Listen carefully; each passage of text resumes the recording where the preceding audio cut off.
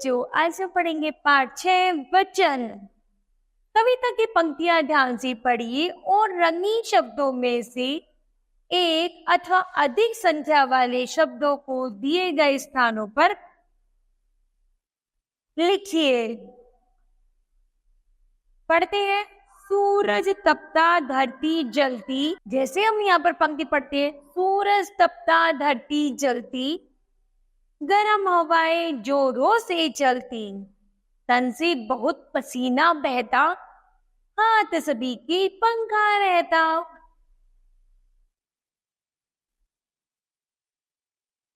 लो घनघोर घटाएं छाई, टप टप टप टप बूंदे आई, ऋतु आती ऋतुएं जाती, धरती पर जीवन बिखराती। तो बच्चों बताओ, रंगीन शब्द एक या एक से अधिक संख्या का बोध करा रहे हैं, इन्हीं वचन कहते हैं। वचन संख्या के बराबर में बताता है। इस प्रकार इसे हम परिभाषा के माध्यम से जानते हैं। शब्द के जिस रूप से संख्या के एक या अनेक होने का बोध होता है, उसे हम वचन कहते हैं। कि इसमें संख्या एक है या फिर अनेक है। ठीक है, एक बार फिर पढ़ते हैं। शब्द के जिस रूप से संज्ञा के एक या अनेक होने का बोध हो, उसे वचन कहते हैं। फिर सभी संज्ञा शब्द प्राणी, वस्तु, स्थान या भाव, स्त्री या पुरुष जाति के होते हैं। तो शब्द के जिस रूप से हमें उसके एक या अनेक होने का पता चलता है, उसे वचन कहते हैं। वचन के मुख्य रूप से दो भेद होते हैं, एक वचन और बहुवचन।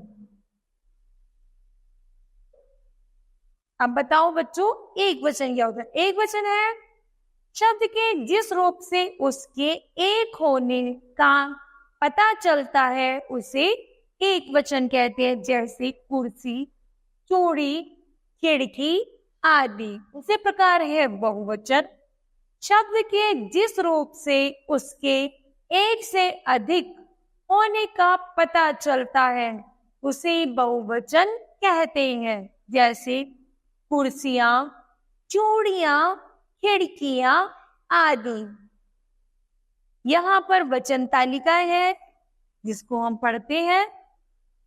एक तरफ तो इसमें एक वचन लिखा है, दूसरी तरफ इसमें बहुवचन लिखा है। अर्थात एक वचन एक चीज, एक वस्तु। बहुवचन अर्थात एक से अधिक या अनेक वस्तु। तो एक वचन है मुर्गा, मुर्गा का है मुर्गी, रीति रीतियां, कड़छी कड़छियां, चुईया चुईया, वहां बाही, बंदरिया बंदरिया, गाड़ी गाड़ियां, मशीन मशीनें। उसी प्रकार यहाँ पर एक वचन है, दूसरी तरफ बहुवचन है, जिनको आपको सम पढ़ना है। चलते आगे। कुछ संज्ञा शब्द एक वचन और बहुवचन में एक जैसे रहते हैं। जैसे बादल, हाथी, आदमी, पेड़, पिता, फल, हाथ, साधु, मंदिर, आंसू आदि। एक ऐसे शब्द जब वाक्यों में प्रयोग किए जाते हैं, तब क्रिया का रूप बदल जाता है। जैसे हाथी तालाब में नहा रहा है। तो हाथी क्या है? यहाँ पर एक है। लेकिन जब हाथी बहुत सारे होते हैं, तो कुछ, मैंने भी आपको बताया था, कुछ शब्द बहुवचन में भी प्रयोग किए जाते हैं। तो हाथी है बहुत सारे, तो कैसे बोलेंगे उनको? हाथी तालाब में नहा रहे हैं। अर्थात बहुत सारे हाथी हैं जो तालाब में नहा रहे हैं।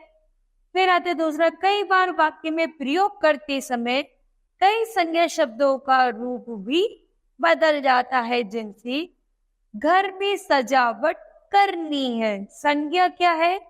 किसी वस्तु व्यक्ति का नाम। यहाँ पर संज्ञा है घर, तो घर को हम परिवर्तित करेंगे, बहुवचन बनाएंगे तो क्या बनेगा? घरों। घरों में सजावट करनी है। फिर है कुछ शब्द सदा बहुवचन के रूप में प्रयोग किए जाते हैं, जैसे हस्ताक्षर, प्राण, दर्शन, आंसू आदि। यदि शब्द के अंत में बड़ी ई या बड़ा ओ है तो बहुवचन में छोटी ई या छोटा ओ हो जाता है। जैसे साड़ी पे बड़ी की मात्रा है, तो यहाँ पर जब हम लिखेंगे साड़ियां तो क्या हो जाएगा? छोटी की मात्रा लग जाएगी। क्या लग जाएगी? छोटी की मात्रा। उसी प्रकार वधु, वधु पे बड़ा ऊ है तो हो जाएगा वधुए, तो उसमें हो जाएगा छोटा ऊ। आदर देने के लिए एक वचन के स्थान पर बहुवचन का प्रयोग किया जाता है, जैसे गांधी जी महान थे, मामा जी खिलौने लाए। करते हैं ना, पिताजी आ गए तो पिताजी बहुत सारे क्या? नहीं, पिताजी तो एक ही है, लेकिन आदर के लिए भी हम बहुवचन का प्रयोग करते हैं।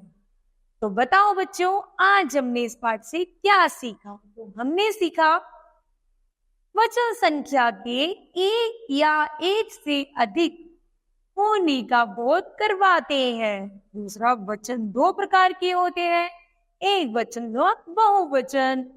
वचन बदलने पर क्रिया का रूप बदल जाता है। तो बच्चों, आपको ये पाठ समझ आया होगा। धन्यवाद।